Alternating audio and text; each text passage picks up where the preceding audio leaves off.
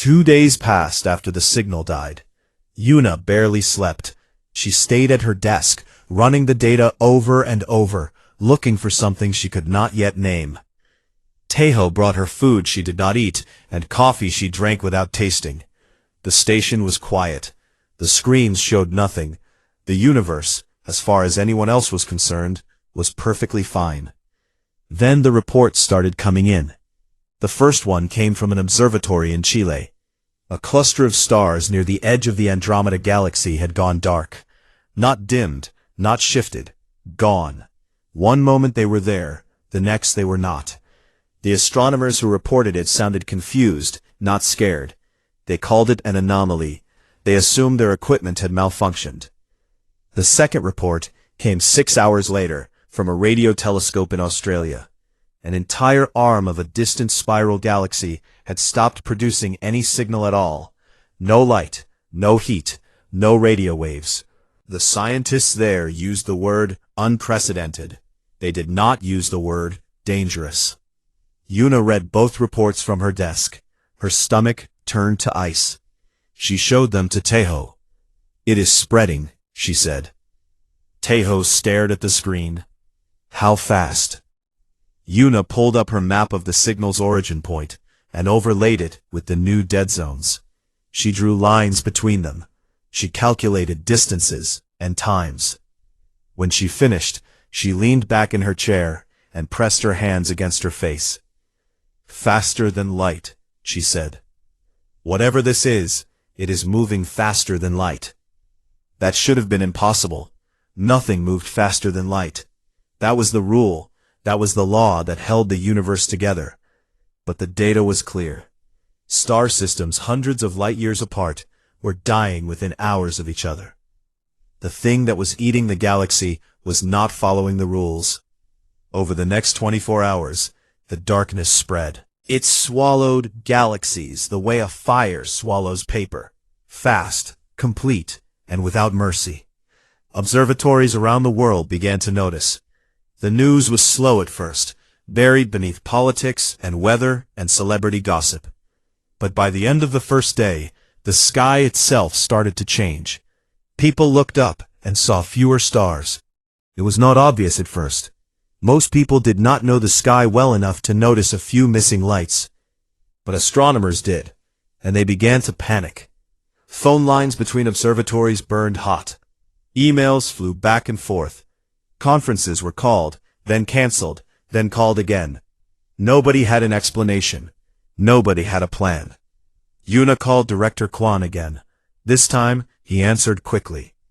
"I assume you have seen the reports," she said. There was a long pause. "Yes," Quan said. His voice sounded different now. The calm, dismissive tone was gone. He sounded like a man who had just realized the ground beneath his feet was not solid. "I told you," Yuna said. She did not say it with anger. She was too tired for anger. The signal was a warning. Something is out there, and it is destroying everything. Quan asked her what she thought it was. Yuna told him she did not know. She told him it moved faster than light. It consumed stars and planets and everything in between, and it left nothing behind, not even dust. Quan told her he would make some calls. Those calls led to meetings. Those meetings led to more meetings. Governments argued. Scientists debated. Military leaders made plans for threats they did not understand. Meanwhile, the darkness kept spreading. It moved inward, toward the center of the visible universe, eating everything in its path. Alien civilizations that humanity had never known existed were dying in silence, millions of light-years away. But not all of them died quietly. On the third day, something appeared at the edge of Earth's solar system. Telescopes picked it up first, a massive cluster of objects moving toward the sun. They were not asteroids, they were not comets, they were ships, thousands of them, ships of every size and shape, made from metals and materials that no human had ever seen. They came in broken formations, many of them damaged, trailing smoke and light. They were refugees. The world went mad. Every news channel, every website, Every radio station erupted. Aliens were real, they were here, and they were running from something. The first communication came 12 hours after the ships arrived. It was not in any human language, but the pattern was simple enough for computers to translate. The message was short. It said, "We are the last. The hollow tide has taken everything. Please, let us stay." Yuna read the translation in her small office and felt her chest tighten. She had been right. She had been right from the beginning, and nobody had listened. Taeho sat beside her. He read the message twice. "The hollow tide," he said. "Is that what they call it?" "That is what it is," Yuna said. "A tide. It washes over everything and leaves nothing behind." The governments of Earth did not agree on what to do. Some wanted to welcome the alien refugees. Some wanted to shoot them down. Some wanted to hide and hope the hollow tide would not notice Earth. Debates raged for hours, while the alien ships sat in orbit, waiting. Yuna did not wait. She went back to the data from the original signal. She had been studying it for days, and she knew there was something hidden inside it. The signal had not just been a scream for help. It had been structured. Someone had taken the time, even while dying, to encode something within the noise. A gift. A last, desperate act. She worked through the night. Taeho helped her. They stripped the signal apart layer by layer, filtering out the distress call, the raw energy, the interference. Beneath it all, buried like a seed inside stone, they found it. A blueprint. It was a design for a device, something Yuna had never seen before. The mathematics were complex but clear. The physics were beyond anything human science had produced, but they were logical. The device was meant to produce a specific frequency, a resonance that could interact with the hollow tide at a fundamental level. "It is a weapon," Taeho said, staring at the screen. Yuna shook her head slowly. "It is more than that. Whoever sent this signal knew they were going to die. They knew they could not save themselves, so they sent the answer to whoever would receive it next. They gave us a chance." She looked at the blueprint again. Building this device would require materials and energy that no single country on Earth could provide. It would require people who understood physics at the highest level. It would require time, and time was the one thing they did not have. Outside, the sky was darker than it had ever been. Stars that had burned for billions of years were winking out one by one. The alien ships in orbit were growing more desperate. Their second message was simpler than the first. It said, "It is coming. It is close." Yuna saved the blueprint to 3 separate drives. She made copies. She encrypted them. She sent one to Taeho and kept 2 for herself. Then she picked up the phone and made a call she had never expected to make. She called the director of the Korean Lunar Research Base, a small, underfunded station on the far side of the moon that most people had forgotten existed. "My name is Yuna," she said. "I am an analyst at the Deep Space Listening Station. I have something that might save the world, and I need your help to build it." There was a pause on the other end. Then a woman's voice said, "Tell me everything." Yuna started talking, and for the first time in days, she felt something that was not fear. It was small and fragile, like a match struck in a dark room. But it was there. Hope. Far above Earth, the alien refugees drifted in silence, watching the stars disappear one by one. The hollow tide was crossing the edge of the Milky Way now. It would reach Earth's solar system in days, maybe less. The clock was ticking, and humanity still did not fully understand what was coming. But Yuna understood, and she was not going to sit and wait for the darkness to arrive. She was going to fight it. Even if she had to do it with a handful of people and a blueprint from a dead civilization. Even if the whole world thought she was crazy. The stars were going out. But Yuna was not done yet. The lunar base was smaller than Yuna had expected. It sat on the far side of the moon, hidden from Earth's view, surrounded by gray dust and silence. It had been built 10 years ago as a research station, meant to study moon rocks and test low-gravity farming. It had a staff of 9. Most of them had not spoken to anyone on Earth in weeks. But it had power, it had tools, and it had space. Yuna and Taeho arrived on the second emergency shuttle sent from Earth. The ride had been rough. Launch windows were being cut short because of the panic spreading across every nation. Governments were hoarding rockets, fuel, and supplies. Half the world wanted to evacuate to Mars. The other half wanted to dig underground bunkers. Nobody had a real plan. Nobody except Yuna. She stepped off the shuttle carrying a bag with 3 hard drives and a laptop. Taeho carried 2 bags of equipment he had pulled from the listening station before they left. They were met at the airlock by the base director, a tall woman with tired eyes, named Eunji. Eunji was a physicist. She had spent the last 4 years on the moon studying cosmic radiation. She was brilliant, quiet, and did not waste words. When Yuna had called her from Earth, Eunji had listened to everything without interrupting. Then she had said, "Come here. Bring the blueprint. I will look at it." That was all Yuna had needed to hear. Inside the base, Yuna spread the blueprint across the main table. It filled 3 screens when she opened a full file. Eunji studied it in silence for almost an hour. She did not ask questions during that time. She just read, scrolled, read again, and made small notes on a pad of paper. Finally she looked up. "This is real," she said. "Yes," Yuna said.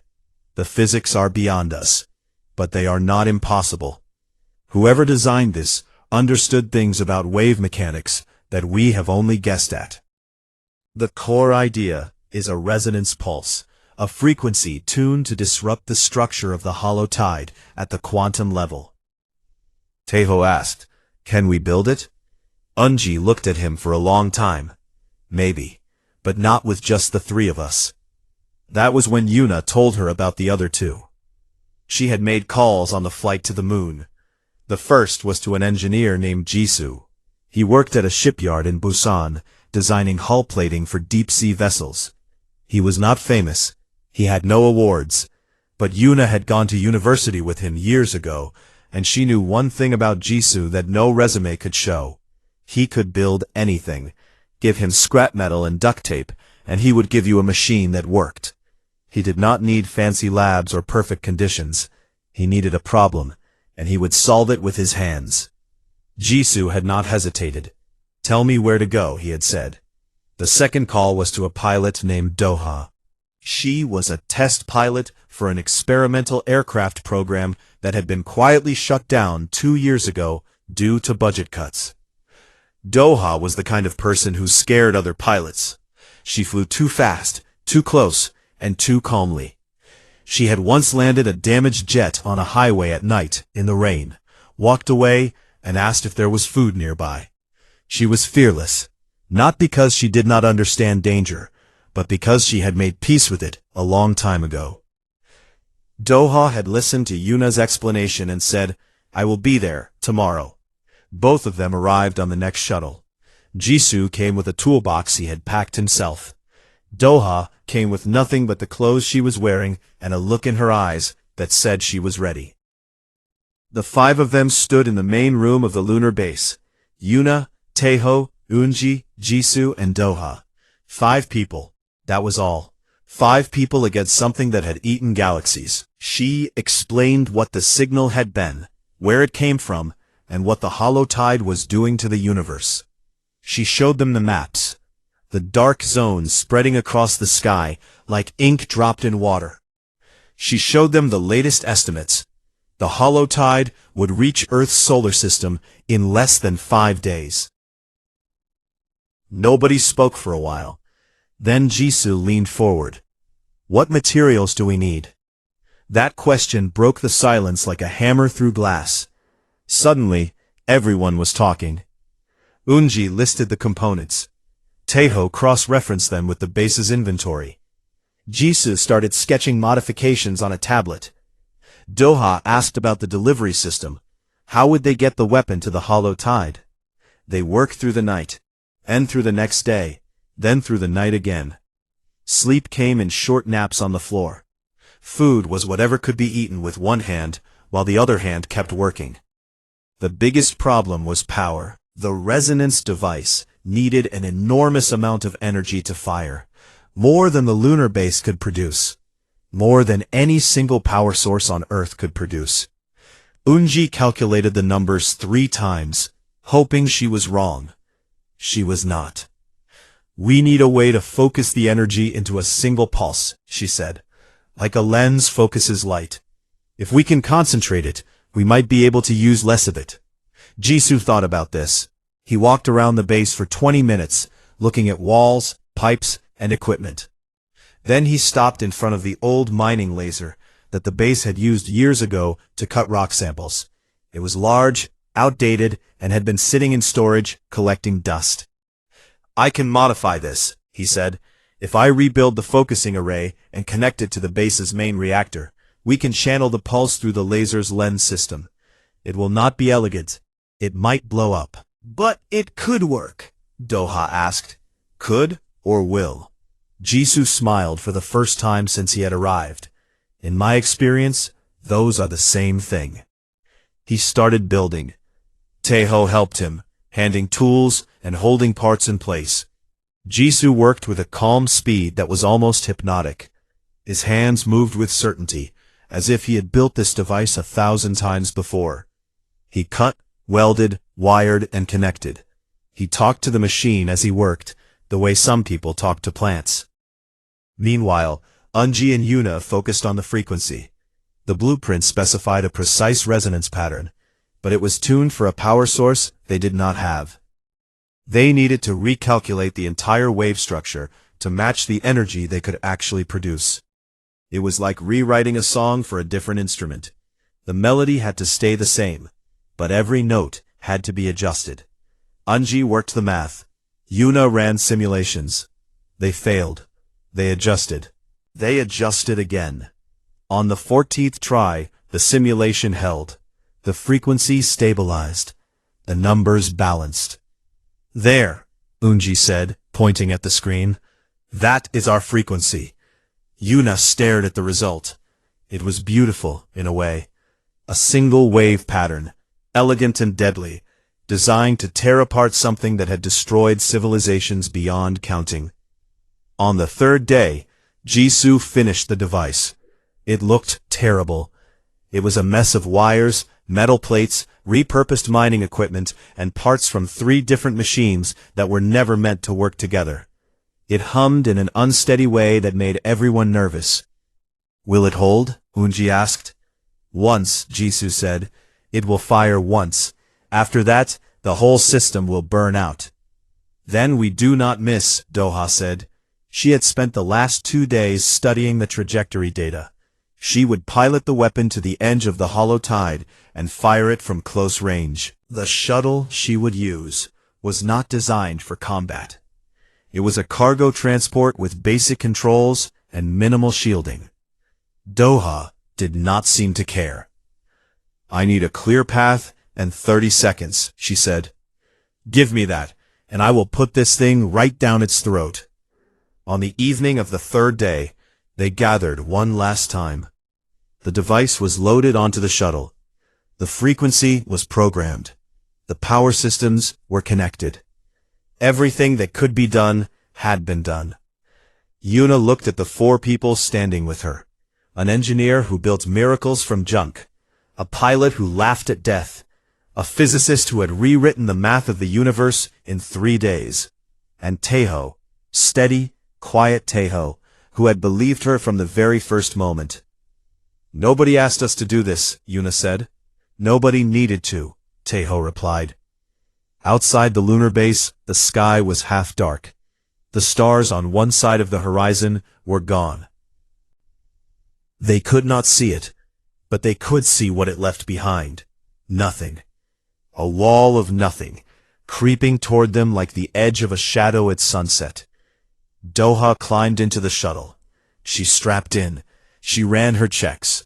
She looked back at the others through the small window and gave a short nod. The engine fired. The shuttle lifted off the lunar surface and turned toward the darkness. 5 people, 1 chance, and a weapon held together by hope and wire. The shuttle shook as it left the moon's thin gravity behind. Doha gripped the controls and watched the instruments settle. The craft was old. It rattled in ways that new ships did not. The seat was uncomfortable. The screens flickered at the edges, and the heating system made a sound like a cat trapped inside a wall. None of that mattered. Doha had flown worse. Behind her, strapped to the cargo floor, the resonance device hummed. It was warm. She could feel its heat through the metal floor of the shuttle, rising through her boots and into her legs. It was alive in some way she could not explain. Not thinking, not breathing, but alive, the way a loaded weapon was alive, full of purpose, waiting. Back on the lunar base, the other 4 watched her go.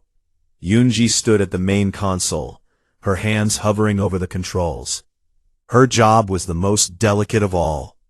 She had to monitor the frequency of the device in real time and adjust it the moment Doha got close enough to the hollow tide. The resonance pattern had to be perfect. Even a tiny error would make the weapon useless. Tejo managed communications. He kept the line between Doha and the base open and clear. He also tracked every piece of data coming in from Earth. Satellite feeds, telescope readings, and the increasingly desperate messages from governments that had finally realized the truth. Jisoo sat in the corner with a tablet, watching the device's power readings. He had built the weapon with his own hands, and he knew every wire, every joint, every weak point. If something broke during the flight, he would have to talk Doha through the repair from 250,000 kilometers away. He hoped that would not happen. He also knew it probably would. Yuna stood at the window. She watched the shuttle shrink to a dot of light, then disappear. Then she turned and looked at the sky. The hollow tide had entered the solar system. It was not like anything she had imagined. There was no wall of fire, no wave of energy, no dramatic explosion of color. It was simply an absence, a place where the stars used to be and now were not. It crept across the sky the way shadow crept across a room when a candle went out. Smooth, silent, total. Jupiter was the first to go. The largest planet in the solar system, a giant of gas and storms that had existed for billions of years, vanished in less than a minute. One moment it was there on the screen, a familiar striped ball. The next moment, there was nothing, not even debris, just empty space where a world had been. Tejo saw it happen on his monitor. He did not speak. He did not need to. Everyone in the room had seen it. Saturn went next, then its rings, then its moons, one by one, like beads falling off a string. It did not speed up. It moved with the patience of something that knew it could not be stopped. The alien refugee ships that had been orbiting Earth broke formation. Some of them tried to run, accelerating in random directions, hoping to outpace the darkness. Others simply stopped moving, as if they had given up. A few turned their ships toward the hollow tide and flew straight into it. Whether this was an attack or a surrender, nobody could tell. It did not matter. They disappeared like everything else. On Earth, the panic was beyond anything in human history. Cities went dark as power grids failed under the strain of billions of people trying to do everything at once. Call their families, drive somewhere, anywhere, pray, scream, hide. Governments broadcast calm messages that nobody believed. Military forces pointed weapons at the sky that could not touch what was coming. Yuna blocked it all out. Help Doha reach the target. Doha, how is the approach? She asked. Doha's voice came through the speakers, steady as a heartbeat. Smooth so far. I can see it now. See what? The edge of the tide. It is I do not know how to describe it. It's like looking at the end of everything, like someone drew a line across space and erased everything on the other side. Unji leaned into her microphone. Doha, I need you to hold position at 10,000 kilometers from the edge. No closer. I have to calibrate the frequency before you fire. Understood. The shuttle slowed. Doha brought it to a stop relative to the tide's leading edge. She floated in the darkness between Mars and Jupiter. Except there was no Jupiter anymore. There was just the void. Unji began her work. Her fingers moved across the console, like a musician playing a complex piece. She read the energy signature of the hollow tide, compared it to the resonance pattern, and made adjustments. Small ones. A fraction of a wavelength here, a slight phase shift there. The precision required was insane. One mistake, and the weapon would fire a sound into silence. Meaningless, harmless, wasted. The tide is not uniform, Yunji muttered. It shifts. It changes frequency as it moves, like it is breathing. Can you match it? Yuna asked. I am trying. Minutes passed. The hollow tide continued to advance. It was past the orbit of Mars now. Earth was next. Yuna did not say this out loud. Everyone knew. Jisoo suddenly sat up straight. Power fluctuation in the device. Coupling 3 is overheating. Taeho relayed to Doha. Doha, coupling 3 on the device is running hot. Jisoo needs you to vent the secondary coolant line. There was a pause. Then Doha's voice. I am a pilot, not a plumber. Which one is the secondary coolant line? Jisoo grabbed the microphone. Behind the main housing, there is a blue handle. Turn it 1/4 to the left. Gently. If you turn it too far, the line will rupture and the device will shut down. They heard Doha unbuckle. They heard her boots on the metal floor. They heard her breathing as she crouched behind the device. Then a small click. Done, she said. Jisoo checked his readings. The temperature dropped. He exhaled. Good. That will hold for now. Unji raised her hand. The room went quiet. I have it, she said. The frequency is locked. Doha, you are clear to approach. Doha climbed back into the pilot's seat. She strapped in. She pushed the throttle forward. The shuttle moved toward the edge of the hollow tide. 5,000 kilometers, 3,000, 2,000, 1,000. At 500 kilometers, the shuttle began to shake. Not from wind, there was no wind in space. It shook, because the fabric of space itself was trembling.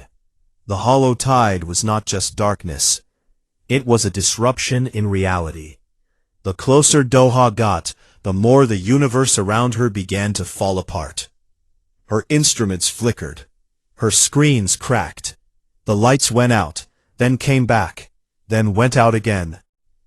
Doha, your hull integrity is dropping, Taeho said. His voice was tight. I know, she said. She did not slow down. 300 kilometers, 200, 100. Doha, that is close enough, Yuna said. Fire the weapon. Not yet, Doha said. I need to be closer. The pulse will spread over distance. If I fire from here, it will be too weak. If you get closer, the shuttle will break apart, Jisoo said. I know, Doha said again. 50 kilometers. The shuttle screamed. Metal groaned. The device behind her rattled against its straps. Doha felt the air pressure change inside the cabin. A crack appeared in the front window, spreading like a river across glass. She looked at the hollow tide through that cracked window. It filled her entire view. It was the most terrifying and the most beautiful thing she had ever seen. Not darkness, not emptiness, something else. Something that existed in the space between existence and nothing. It was alive in the way that a black hole was alive, not with thought, but with hunger. Now, Doha said. She pressed the button. The device fired. A pulse of energy, invisible, silent, and precise, shot from the shuttle into the heart of the hollow tide. It carried with it the frequency that Unji had spent 3 days perfecting, the wave pattern that a dying alien civilization had encoded in their last breath, the power that Jisoo had pulled from a repurposed mining laser. For 1 second, nothing happened. Then the hollow tide screamed. There was no sound in space, but Doha heard it anyway. Everyone on the base heard it. Everyone on Earth heard it. It was not a sound that traveled through air. It traveled through space itself, through the bones of reality, through the mind and the blood and the marrow. It was the sound of something ancient and vast and unstoppable being hurt for the first time. The edge of the tide rippled. It shuddered. Cracks of light appeared in the darkness. Not starlight, but something deeper. Something that had been trapped inside the tide for eons. The light spread, fracturing the darkness, like sunrise breaking through storm clouds. Doha's shuttle was caught in the shockwave. It spun. The controls went dead. The lights went out for the last time. She was thrown against her harness so hard that she tasted blood. The crack in the window spread until the glass shattered completely. An emergency foam sealed the gap a heartbeat before the vacuum could take her. She hung in her seat, upside down, in total darkness, surrounded by the sound of a dying god, and she smiled. Back on the lunar base, Yoonji stared at her screens. The readings were impossible. The hollow tide was not just stopping, it was breaking apart. The resonance pulse had found its target, the fundamental frequency of the tide structure, and it was tearing it to pieces from the inside. "It is working," Yoonji whispered. Then louder, "It is working." Yuna grabbed Taeho's arm. Jisoo stood up from his chair. They watched the screens together as the wall of nothing that had swallowed galaxies began to shatter like glass dropped on stone. But it was not over yet. The tide was vast. It stretched across light years. One pulse had cracked it, but cracks could heal. The question was whether the cracks would spread fast enough to destroy the whole thing before it could recover. Yuna looked at the data. She looked at the spreading fractures. She did the math in her head. It was going to be close. The cracks spread. Yuna watched them on the screen like someone watching ice break on a frozen lake. Each fracture in the hollow tide sent out smaller fractures, and those sent out smaller ones still, splitting and branching in every direction. Light poured through the gaps. Ancient light, starlight that had been swallowed and trapped for thousands of years, now pouring back into the universe like water from a broken dam. But the tide was fighting back. Even as the cracks spread, the darkness between them pulsed and thickened. The tide was trying to heal itself, pulling its edges together, closing the wounds. It was like watching a living thing struggle against a poison in its blood. The battle was happening on a scale so large that no human mind could fully hold it.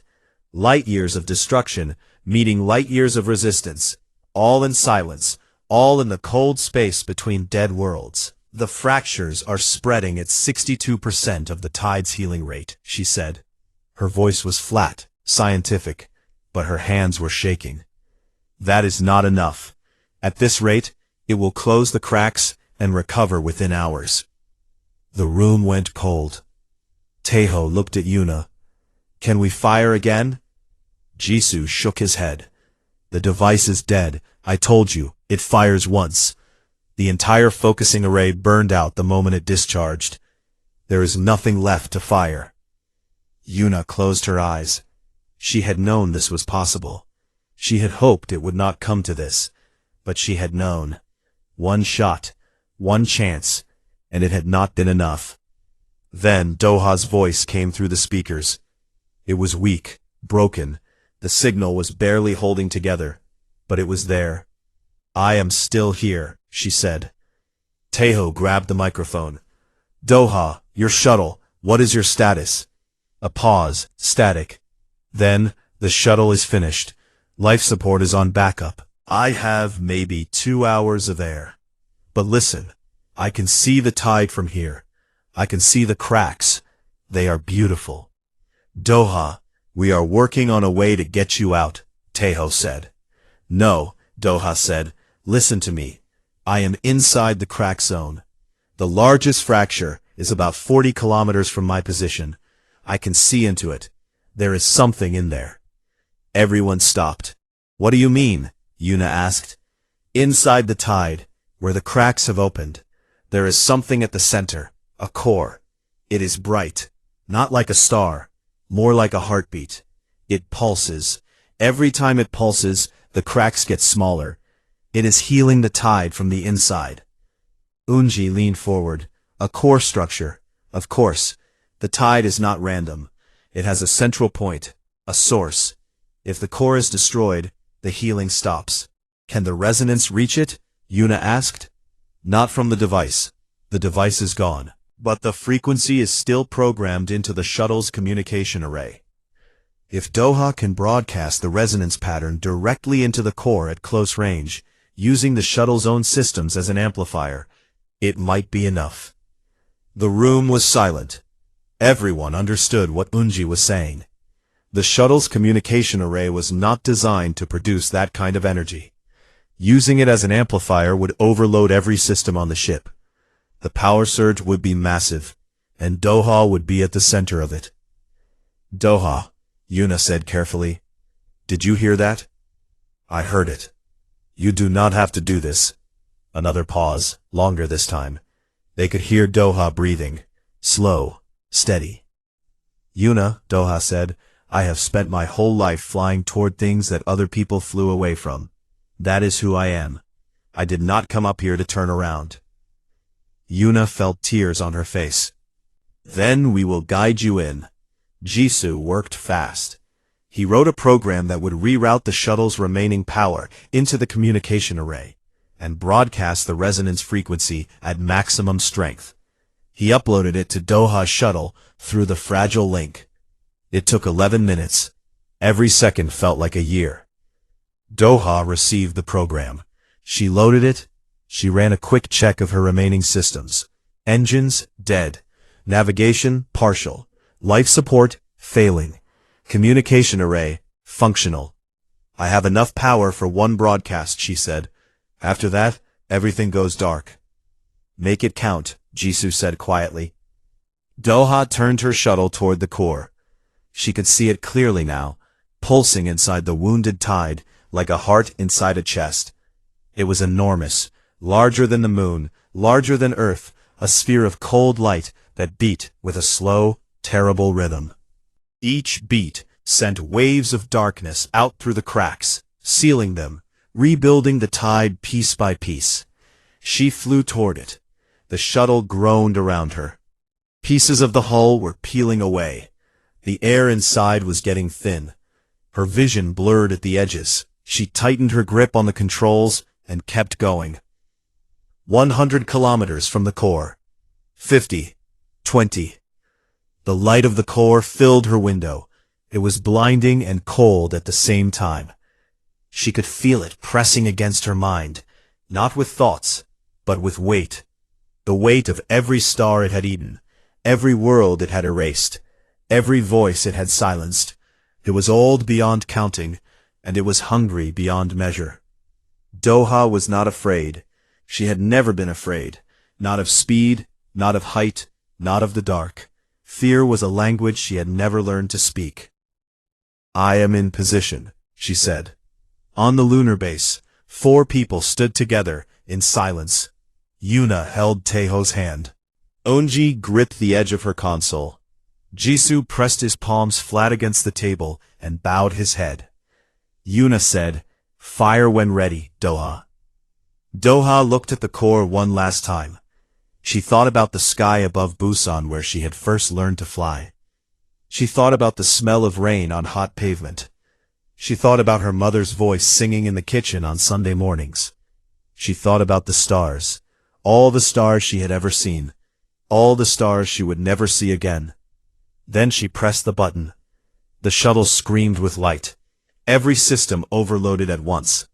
The communication array blasted the resonance frequency into the core at point-blank range. a song of destruction written by a dead civilization, carried across the universe by a woman who refused to look away. The core cracked. It did not crack slowly. It shattered.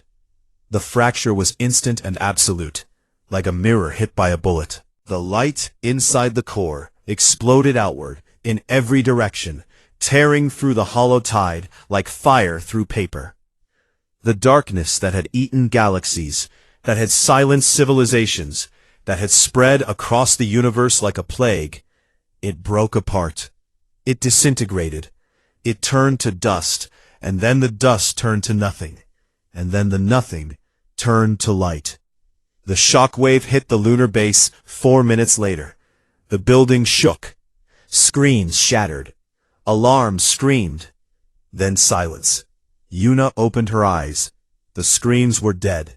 She ran to the window and looked up. The sky was filled with stars. Not just the stars that had been there before. More stars. Thousands more. The light that the hollow tide had trapped for centuries was pouring back into the universe, filling the darkness with brilliance. It was the most beautiful thing Yuna had ever seen. It was like watching the universe being born again. Taeho was beside her. "Is it over?" he asked. Eunji checked her instruments. It took a long time because most of them were broken. But the ones that still worked told the same story. The hollow tide was gone. Not retreating, not hiding. Gone. The core had been the source of everything, and without it, the tide had no structure, no purpose, no existence. It had simply ceased to be. "It is over," Eunji said. Jisoo tried to contact Doha. He called her frequency again and again. There was no answer. The channel was empty. The shuttle signal was gone. They sat in silence for a long time. Yuna was the first to speak. "She did it," she said. "She saved everything." The hours that followed were a blur. Earth erupted with relief so intense it was almost indistinguishable from the panic that had come before. People poured into the streets, crying, laughing, holding each other. The alien refugee ships that had survived turned their sensors toward the sky and saw something they had never expected to see again. Their home stars, shining faintly, freed from the darkness that had swallowed them. Messages flooded in from across the galaxy.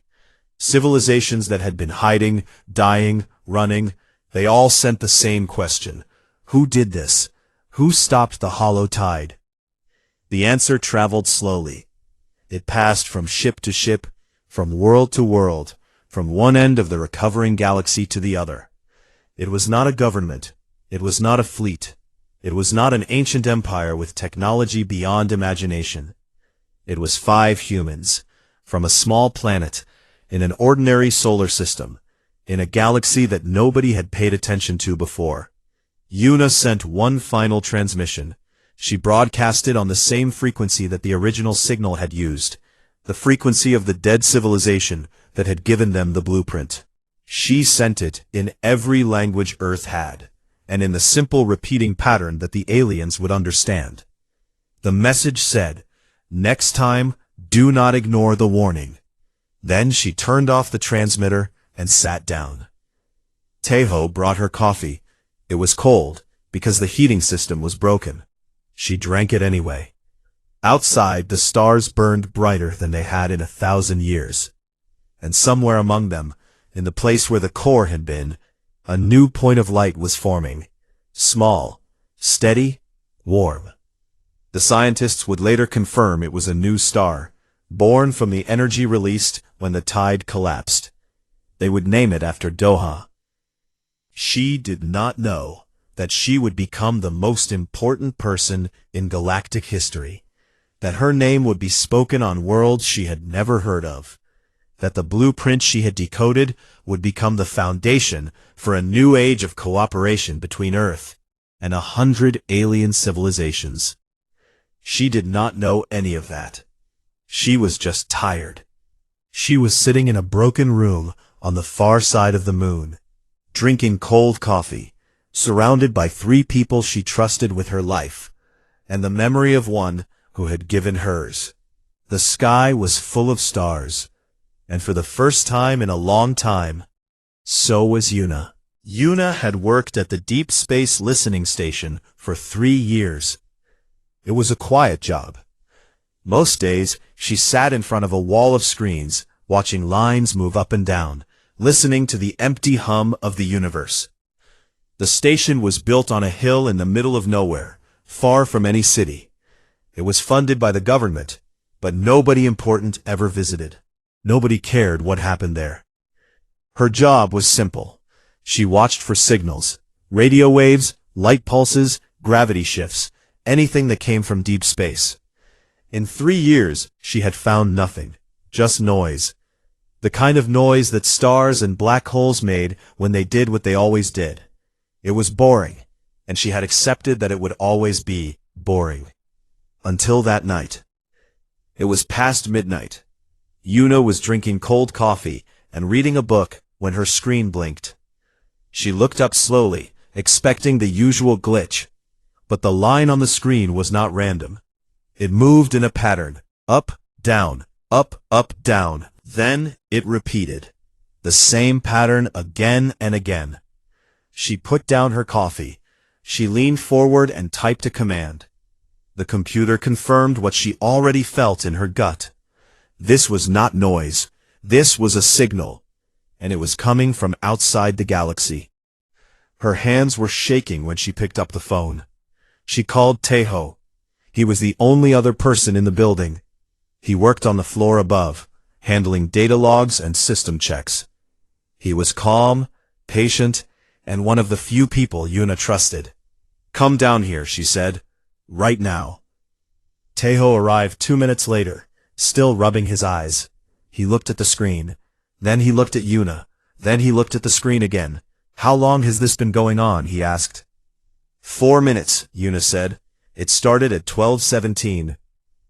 Taeho sat beside her. He ran his own checks. He tested for errors. He tested for satellite interference. He tested for echoes from Earth's own transmissions, bouncing back. Everything came back clean. The signal was real. It was not from Earth. It was not from anything they had ever recorded before. "This is a repeating pattern," Taeho said quietly. "That means it is not natural." Yuna nodded. She had already known that. Natural signals were messy. They did not repeat the same way every time. This one did, perfectly, like someone was knocking on a door, waiting for someone to open it. She pressed the record button. Then she called the main office. The response was exactly what she expected. The man on the other end was a night shift supervisor named Director Kwan. He was polite, but he did not care. He told Yuna to log the signal, file a report, and send it through the normal review process. The review process took 6 to 8 weeks. Yuna told him this signal was different. He told her every analyst said that. She asked him to send someone to look at it in person. He told her that was not possible at this time. Yuna hung up. She stared at the phone for a long time. "They are not coming," Taeho said. It was not a question. "No," Yuna said. "They are not." The signal kept going. For the next 3 hours, Yuna and Taeho recorded every second of it. They mapped its origin point, far beyond the Milky Way, from a region of space that was supposed to be empty. They measured its strength and found it was impossibly powerful. Whatever had sent this had used more energy than Earth's entire sun produced in a year, just for one pulse. Taeho looked at the numbers and went very quiet. "Yuna," he said, "nothing we know can do this. No human technology, no known star, nothing." "I know," she said. By morning, the signal had repeated 47 times. Yuna wrote a detailed report. She added charts, graphs, raw data, and her own analysis. She sent it to every department she could think of: the Space Agency, the Defense Ministry, 3 universities, and 2 international research groups.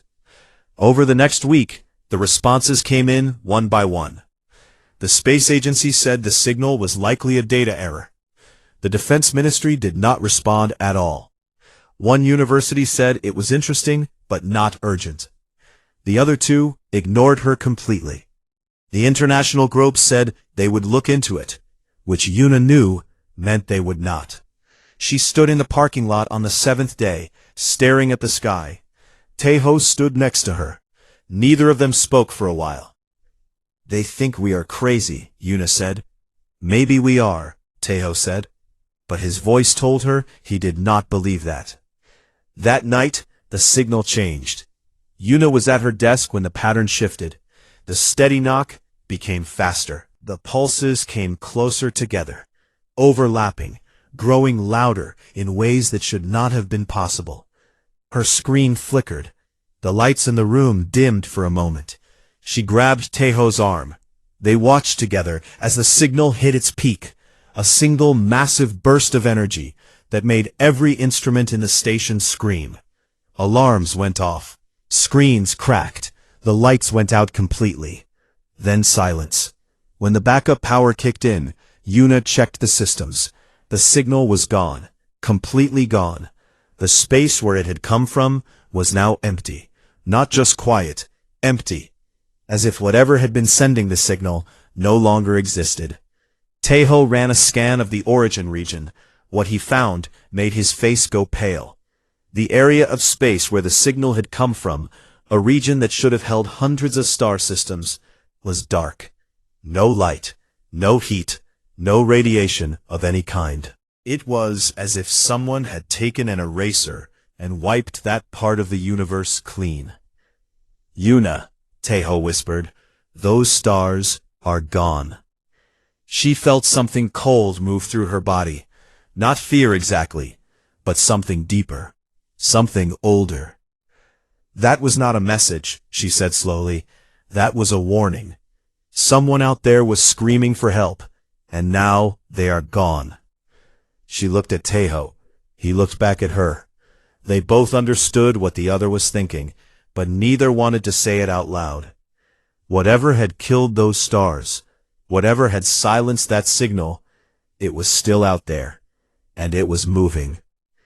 Yuna picked up the phone one more time. She called Director Kwon. She told him what had happened. She told him stars had disappeared. She told him something was coming. Kwon listened. Then he told her to take some time off. He said she was working too hard. He said the stress of the job could make people see things that were not there. He told her to go home and rest. Yuna hung up the phone gently. She did not go home. She did not rest. Instead, she sat down at her desk and began to dig deeper into the signal's data. Somewhere inside those pulses, hidden beneath the screaming, she was sure there was something else.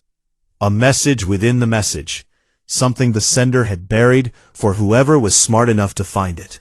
She did not know it yet, but that hidden message would change everything.